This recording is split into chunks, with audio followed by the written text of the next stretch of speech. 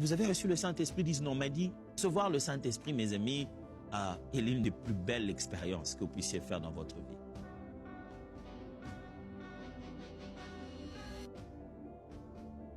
Ce rite de passage chrétien s'appelle le baptême. Et celui qui croira, qui sera baptisé, sera sauvé, dit la Bible. 3.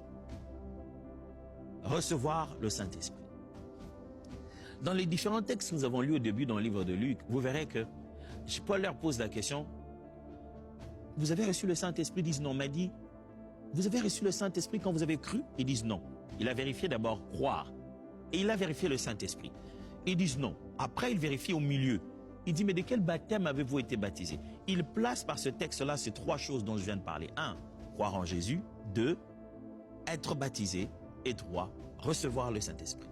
Recevoir le Saint-Esprit, mes amis, est l'une des plus belles expériences que vous puissiez faire dans votre vie. Et surtout dans ces temps de la Bible, le signe le plus patent, c'était le fait de se mettre à parler en langue et à prophétiser. Recevoir le Saint-Esprit, c'est être rempli de la présence de Dieu et de sa capacité à témoigner notre foi et à partager cette nouvelle vie que nous avons. Et désormais, notre homme intérieur est ressuscité. Nous qui étions morts, nous sommes nés de nouveau, nés d'esprit. Un disciple de Jésus a reçu le Saint-Esprit. Aujourd'hui, on teste les disciples de Jésus de plusieurs manières, mais très peu de gens posent la question de Paul. Avez-vous reçu l'Esprit?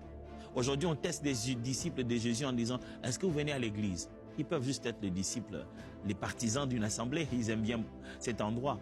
Ah, je n'étais pas vu au groupe biblique. Ça peut être juste quelqu'un qui vient assister au groupe biblique. La question devait être, avez-vous reçu le Saint-Esprit? 3, maintenant 4.